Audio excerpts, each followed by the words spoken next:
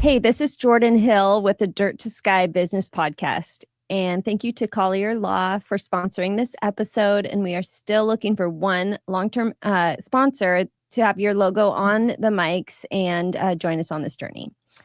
I am excited to say that we are here with Christian Major with Gravity Lab Jiu-Jitsu.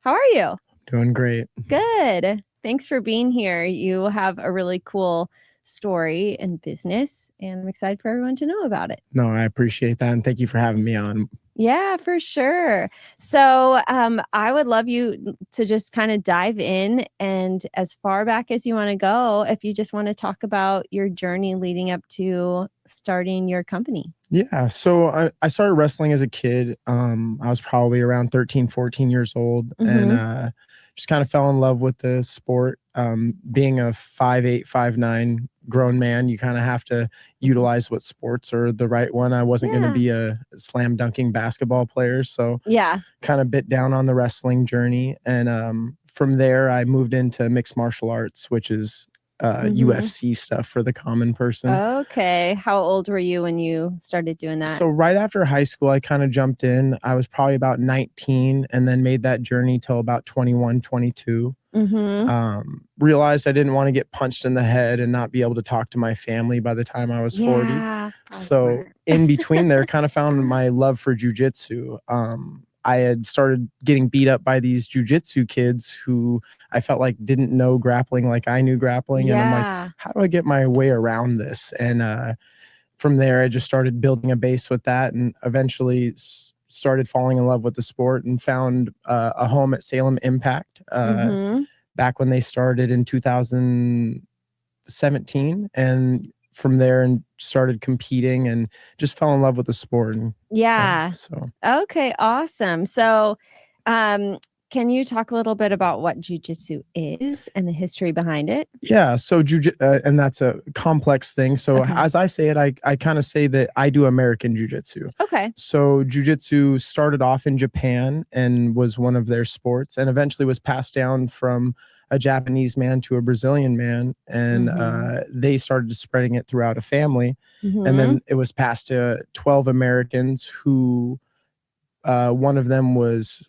Howder, and Howder passed it to one of my coaches and now down to us. Oh, no way. So it was only a few generations? Yeah, and some people have multiple generations in between them. We were lucky enough to be passed right from the spout. Chris Howder gave it to Michael Chapman, and my professor at the time, Nick Ghilardi, gave it to me. So wow, that is so cool. So what regions is jiu-jitsu in, or like countries? So it's actually in all of them. They have the biggest tournament right now is going to be in Poland this year. It's actually such a vast growing sport that it's humongous in Brazil. It's huge in like the oceanic places and all that. And so there's many countries and things like that do jiu-jitsu. Almost all of them at this point have some sort of style of jiu-jitsu. And the funny thing is like jiu-jitsu has now become judo. It's become wrestling. It's become actual purist jiu-jitsu. It's kind of a mixed martial grappling. So like there's multiple arts inside of jiu-jitsu and it's becoming more advanced each day. So wow, interesting. So it's still evolving very much. Yeah, I'd say in the last 10 years it's evolved so much since I started. I started about 10 years ago and it was in high school gyms doing small things where nobody was doing it. Now these young kids are doing things that I didn't see black belts doing back then. So the sport has grown so much and the analytical side and the scientific side have started paired with the creative fun side and artistic side that jiu-jitsu's always had.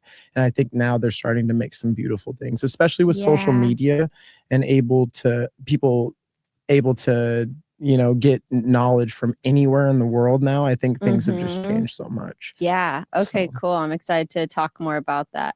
But first of all, for those that don't know anything about wrestling or jiu-jitsu or anything, what is grappling? So grappling is kind of I'm sure it's hard to describe and it's easier to show, but grappling is like the sense of basically how I could explain jiu-jitsu in the crudest form is like wrestling, where you're trying to take somebody down to the floor. Mhm. Some people will play on the floor so they don't have to be taken down, but you're trying to essentially do carotid artery restriction. So like closing off these two to Mhm. cause a blood choke and make someone pass out, Right. or some sort of limb dismemberment where you're trying to extend their arm, leg, ankle, to break Mhm. their leg, in a form to make them tap and submit. Yeah. Sometimes that doesn't happen. Some people get their legs broken. Mhm. I'm walking around on a busted ankle right Oh, now from 2 no. weekends Oh, ago. no. Just kind of how the sport goes. Right. But yeah, you're basically trying to dismember limbs or choke them out till they're Mhm. unconscious to kind of get a tap, which is a sign of surrender. Uh-huh. So, Okay. yeah. Yeah. So, is jujitsu more of an attack or defense or both? A little bit of both. So like jujitsu in its like root form is a lot more on the defensive side. But I think where we've transitioned, Okay. Gravity Lab has kind of a unique way of making it a more of an attack side. So Mhm. like we're very wrestling based. We don't really pull guard as much. We do pull guard in the What's sense, that mean? so sitting onto our butt and putting our Mhm. opponent in front of us. And Okay. Okay. yes. Which is that kind of like wrestling is a lot on the ground, right? Yes, but so wrestling, you'll stand in front of each other and try to Mhm. take each other there. Got it. That person kind of concedes and says that person can take me down. I'm Oh, just going to okay. stay down here and let you Uh-huh. come to me and we can Okay. fight here. Wow. Which Okay. our premise at our gym is kind of like that's a little less honorable, but we also want to know that and get our way around it, because if we're going to Right. face those people, we have to understand it as well. Got it. Yeah. So Interesting. Okay.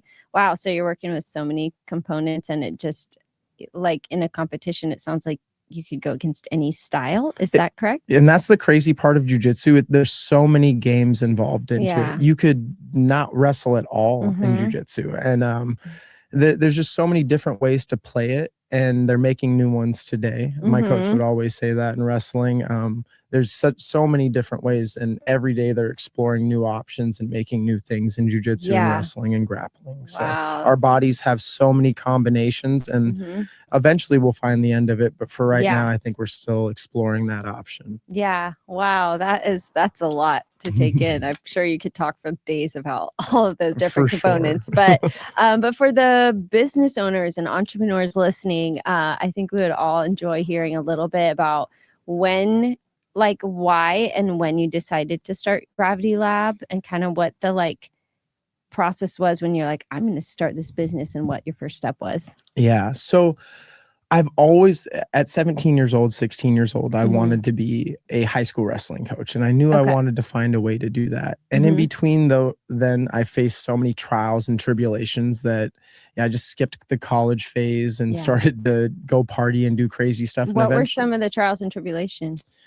I mean, it's so vast for me. I was a kid that was in love with getting in fights and doing dumb things and hanging out with the wrong crowd. And eventually got myself in trouble fighting and things like that, and had to find my way back to just getting to normal life. And jujitsu was the one thing that I feel like really day to day kept me accountable, made sure that I had positive people in my life that could also facilitate growth instead of people that are just trying to tear you down. Right. And I feel like so many people in jujitsu are on their up path. You don't find a bunch of people that are trying to tear you down there. And that was one of the things that I really, really got to experience and was very beneficial for me with jujitsu. I lost the start of the question. Yeah, no, that's okay. I had to interrupt you there a little bit because a lot of us have been there. So that's really inspiring. Yeah. So you were on a new path and you skipped college. And so then kind of what led you after that to then I started competing in jiu-jitsu a lot. I started to win a lot on the local scale and eventually pursued a professional career.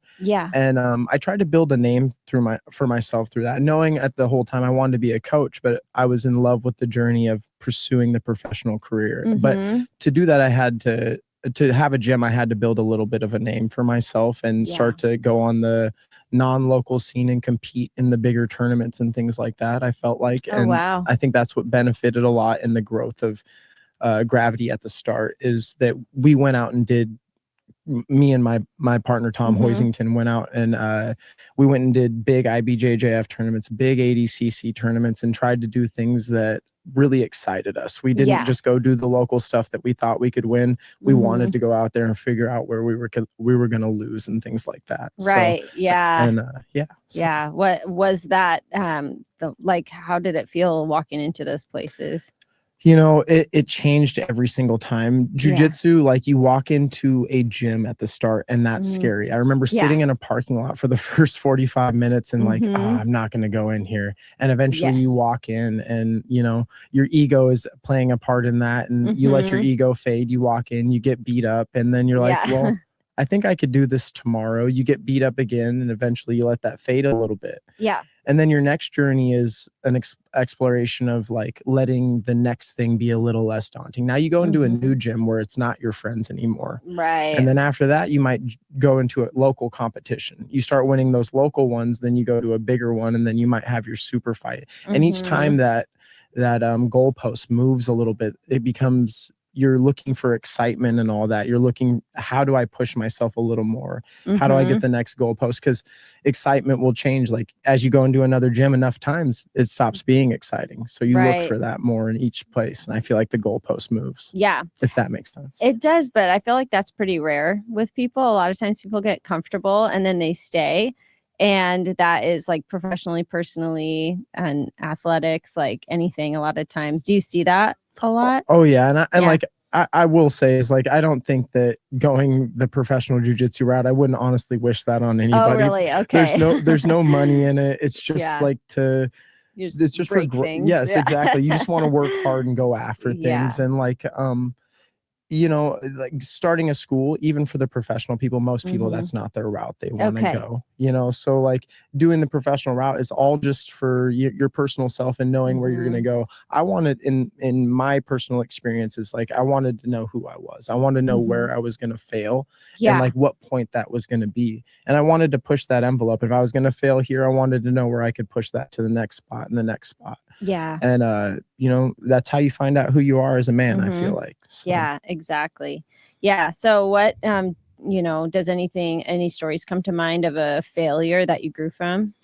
There's a lot of failures. Each one of them, I feel like I grew from. And if you didn't, then that is the biggest thing in jiu-jitsu. If you lose and don't grow from that failure, then it was for nothing. Like you have to hone in, and it could be technique. It could be whatever that your life choices you could hone in. Whatever you hone in to make that gap less usually benefits you in the long run. And that's the cool thing about jiu-jitsu is each thing might facilitate a better thing in life for you. Even like just because you're trying to learn this takedown every single day, you're running into this problem and you're not getting around it. And you start to use that emphasis of how you got around that problem in each day-to-day life. You get that takedown, and that's the first 1% better you get, and you keep going off of that. And I started to use that in every single part of my life, and that's what I feel like grew me as a person. And I was very lucky to have jiu-jitsu do that for me, because growing up, I didn't have a bunch of people to, you know, my parents are great and stuff, but they were very young, and they had their own lives going on and didn't have the best parents themselves. So I feel like, you know, jiu-jitsu is one thing that helped me grow into an actual man and be able to hold myself accountable in all spots of life. And I hope that it can do that for everybody. That's what I'm trying to facilitate. Yeah.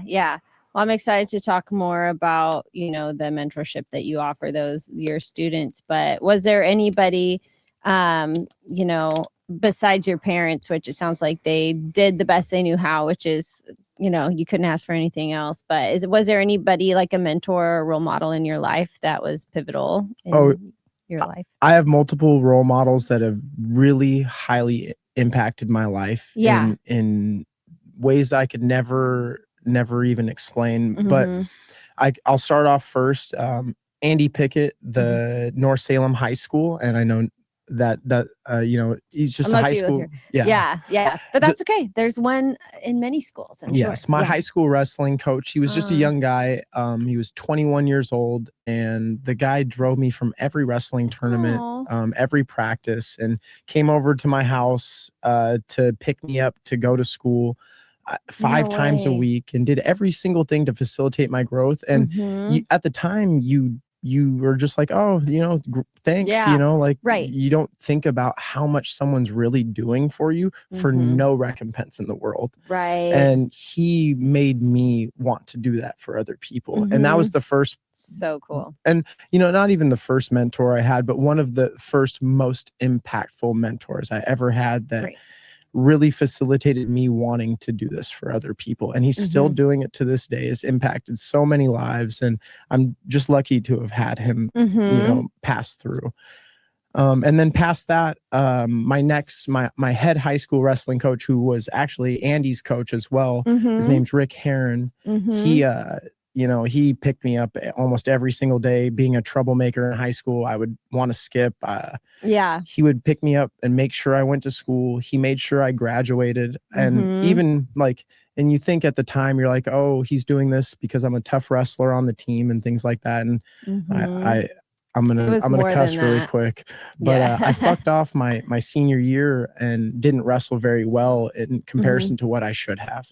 And the season ended, and he had helped me throughout the entire season, make sure my grades were good and do all that. Season ended. He was never going to get another thing from me. You know what I mean? And he made sure that I still graduated. And I still would not have a high school degree. I would definitely have a GED or something if it wasn't for that man. And he just, showed me he could have been at any high school in any part of the area. And McKay was the high school I went to, which was kind of one that was tough at the time. It was the most tenacious high school in Oregon at the time. And he chose to be there instead of these tougher other wrestling schools in the local area, where I feel like you didn't have to deal with some of those things in West Salem. You didn't have to deal with some of those things at Sprague. And he chose to bite down and affect people's lives instead of just wrestling, thinking about having the best wrestling team. And I would never be the person I am today if I didn't run into this guy. And I was so lucky that he was on that side of the bridge. You know what I mean? So and that was one of the biggest mentors, and almost makes me tear up. Amazing. My grappling partner now, and he's also my partner in Gravity Lab. His name's Tom Hoisington. He's a local author. Oh, no way. Yeah, he wrote a book called Splitting the Crow's Tongue. And he is one of the best guys I've ever met. He came from battling an AA thing when I was very young. After I had met him, when I had met him, he had already gone through his journey a little bit and started to be on the upper part. And you don't even notice that, because he was going through his own journey as he was mentoring me through mine. And I never even got to see it, And he just was my mentor in every single day-to-day life, probably for the last 9 years, or maybe I'd say for the first year or so, we didn't know each other as well. And I'll tell you how we kind of got to know each other a little better. But after that, I probably called this guy once a day to ask for advice on day-to-day things. And if that was hey, how do I hold myself accountable in this? Whatever it could be, this guy literally knows me from the fabric in anything that I have created. He has been a part of, and I've been so lucky to have that, especially as an adult. Not everybody has that at 33 years old, where they have someone they could literally turn to, and he'll tell me if I'm messing up. He'll tell me if I need to do something. He is the realest person with me, and if I need, whatever I need at that time, he's going to be there for that. And it might not be always what I want, what I mean? Yeah. So I mean, that's when you actually care about somebody. And I was really lucky to have him. Wow. So those are 3 mentors, and alongside of my parents, just watching them go through their stuff, I could never have done any of this without seeing how strong of people they were.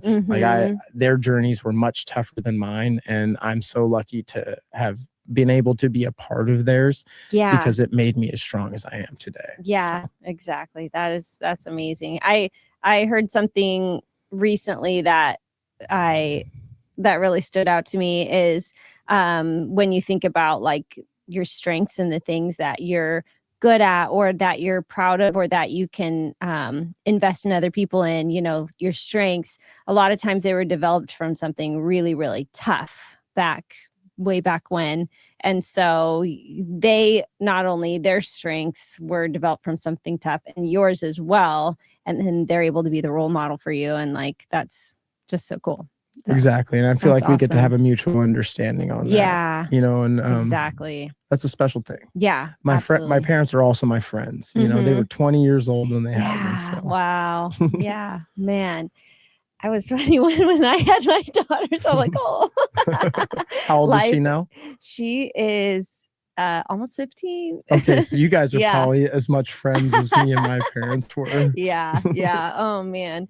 Yeah, life just happens, and there's things that we all have to go through and fight through. So, exactly. It feels like a movie at the time. You never know what you're experiencing. You don't know how you're experiencing it. And then someday you look back and you're like, well, this is kind of a weird story. This is all kind of crazy. And I know. Yeah. It's so awesome that not only they, but you can pour into others, which we'll talk a little bit about, because you have an amazing group of students, it sounds like. But so what were kind of your first steps in starting Gravity Lab? This is maybe a little bit more like tangible steps, but I'm curious, like, did you rent a space? Like, where did you start? Like, that sort of a thing. How did you get your first clients? Yeah. So I had been inside of another place for a long time, inside of the courthouse. Okay. With Impact Jiu-Jitsu. Okay. And I'd been with them for a long time, and they're an awesome facility. I had kind of started running into that. I had looked at so many people in the eyes. It was a very expensive facility. I would say it's like the country club of gyms in the area, and one of the nicest gyms. Right. And I had started having to look at people in the eyes that were kind of in my shoes as a kid, and telling them the price and seeing their eyes change and things like that. Yeah. And running into that, it was just tough. It was like, I don't even want to say this to them, because I don't want, and I have no control over if they get to come to the gym or not. I just don't feel like money should be the biggest thing with jiu-jitsu. Right. But I started running into that. And then even so, the parents that I had that were coming there for me, that were putting all this time and cared about my coaching, and and like they were there just for me, I'm making them pay such a premium price that even I can't justify. And I kind of ran into that, and I just wanted to make a different side for people to be able to afford jiu-jitsu a little differently, and like I think jiu-jitsu should be for everybody, and it's tough saying that when it's almost $200 per person. And I just want to make another place in town that people could maybe afford a little better. Yeah, that's so awesome. Yeah. Is that, how do you kind of find that balance? Because I'm sure the overhead is massive, because you have to have a physical location.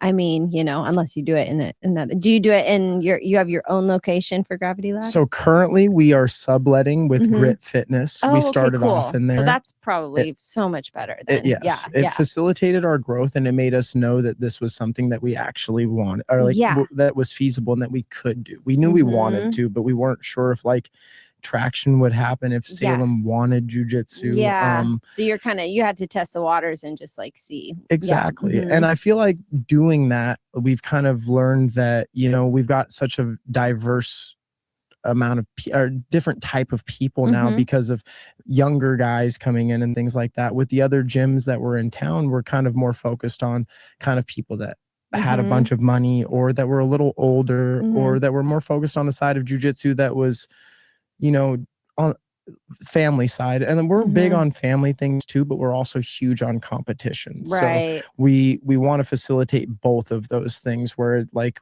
families come in here and they all have fun and things like that, but our competition team can do that too.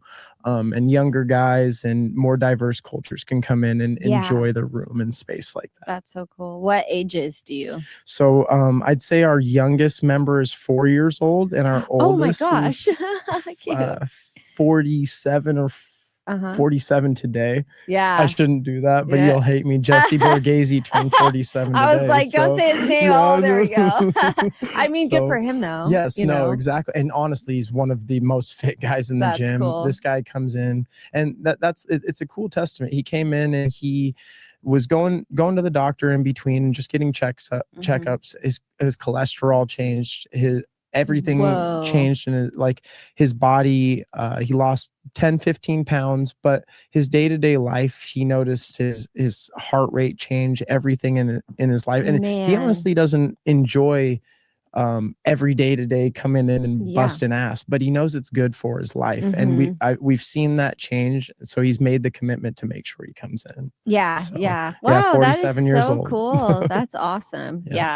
Yeah. Okay, cool. So it's really like all ages, but I love that you also have the competition side. What does that look like? I mean, that's a totally different like training than everything else. So like, how do you have people that compete and maybe yourself compete in these competitions? Yeah, so we are very big. Most of our people on our team are competitors, and that's a very unique thing. Like a lot of places try to hone in on, females programs or like older people programs, or a lot more what we try to call golden retriever jiu-jitsu. Okay. And we have what does that mean? Like fancy? So more like tentative, not working as hard. Oh, okay. And we feel like we facilitate like both it's like sides. a social club type thing. Exactly. Okay, yeah. And it's more to enjoy a space, talk, have camaraderie, and got it. We enjoy those things too. We have those things, but at the same time, we want to facilitate day-to-day growth. Right. It's not just to be in a room with each other,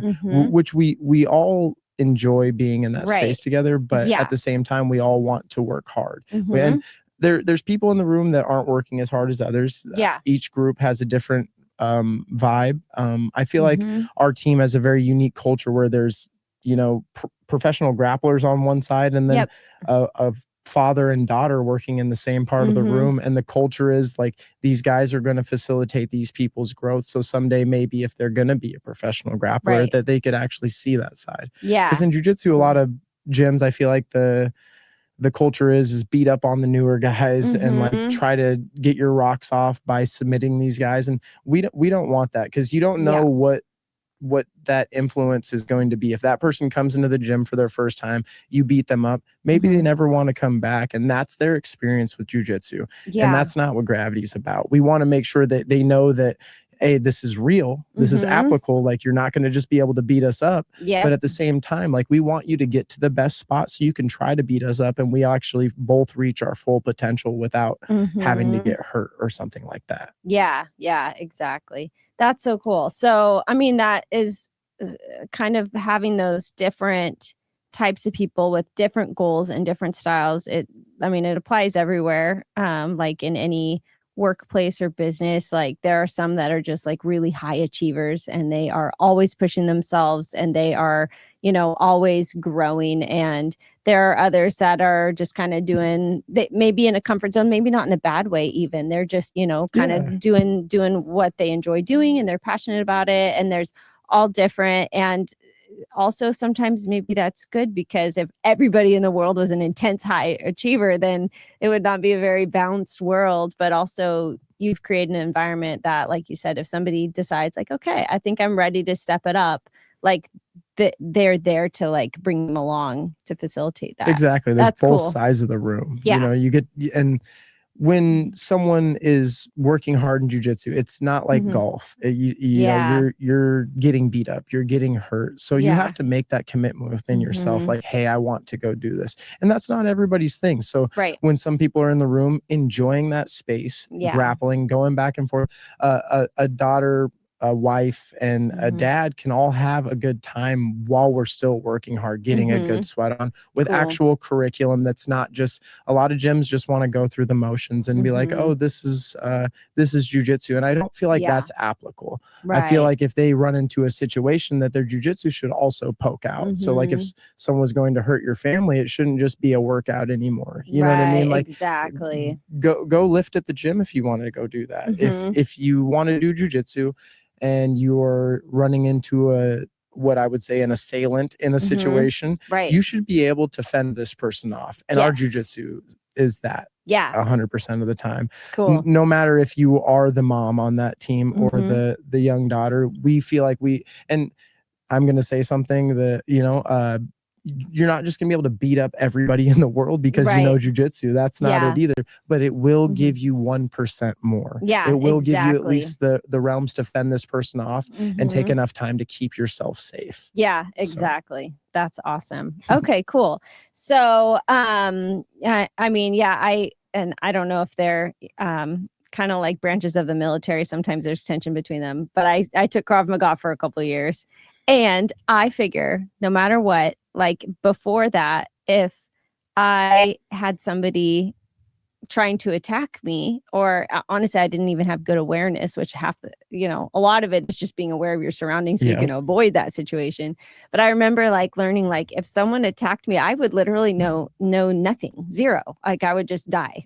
And so when I took that class for a couple of years, I at least walked away with some tools. So I might get stabbed a little, but at least I might not die. Yeah, and that's exactly. Great, you know? And we're not working to be a world champion today, but maybe not dying is the first step. You know what I mean? Exactly. And that's a big thing. Or like protecting my kids, or like, Exactly. So, yeah. Being able to, instead of, getting attacked and getting knocked out in 1 second, you at least fend off that 10 seconds, and what happens in between there can save your life. Yes. And I think that's one thing with martial arts is like some martial arts facilitate, and I'm going to pick on two really quick, but like karate and taekwondo, I feel like kind of give a false sense of reality to people, where like if they were to get into a fight, like what happens there? You know what I mean? Are you going to knife hand this person? Hopefully. I don't think so. You know what I mean? Yeah. So, and like, is it good for working out, and is it good for people? And do I think it should be shut down? Like no. Discipline and like just different things. Yeah, for sure. But you have to realize that this isn't as applicable as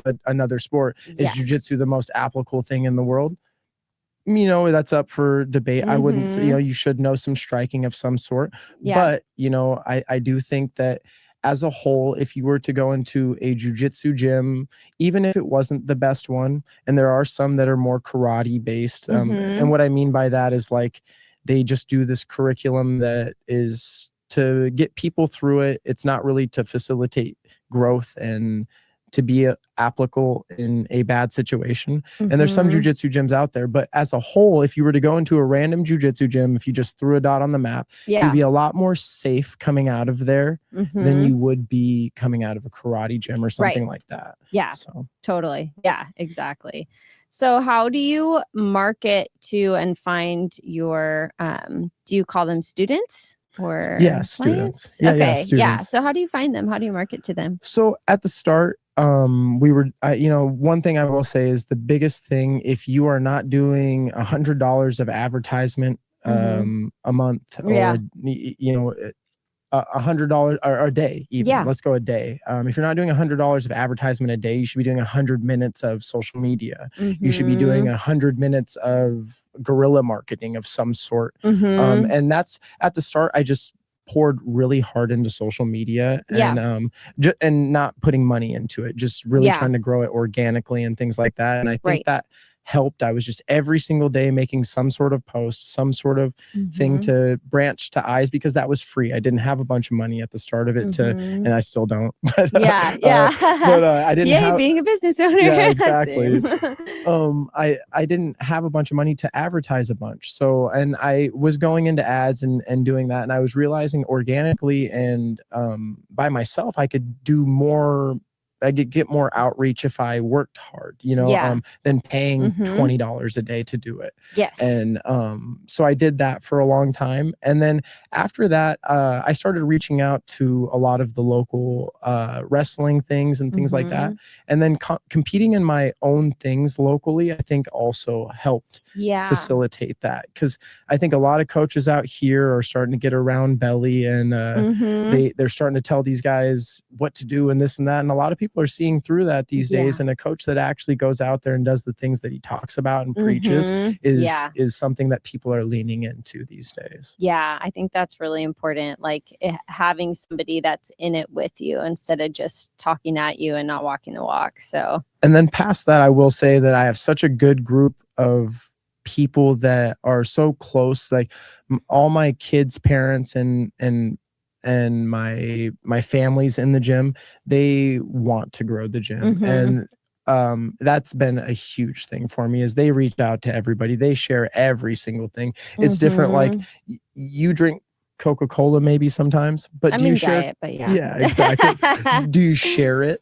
You know what I mean? You don't Yeah. pertain to that brand. Yeah. All these people pertain to the brand and love the brand, and they're all the reason that I'm able to grow so fast. And at the start, it was a lot me, but now the snowball's rolling and things like that, and it's organically growing on its own. And I still have to do things. That's not, you know what I mean? I'm still figuring it out, and I'm not where I want to be or anything like that. Yeah. But they have helped so much with that process that now that this snowball is rolling, it's been less just on me, which is very nice. I think that, I mean, we touched on it earlier, but that goes to speak for your culture that you've created. And what kind of is the culture that you go for and that you've created, and like how do you maintain that? And some of the things we've kind of touched on already, like not beating up on the trial guy, facilitating people's growth. Yeah. We're big on competition, but we're also big on family. You know what I mean? We want everybody to feel at home in here. The growth, you know, that you've had, and it's not just coming from you. Now it's coming from all the students.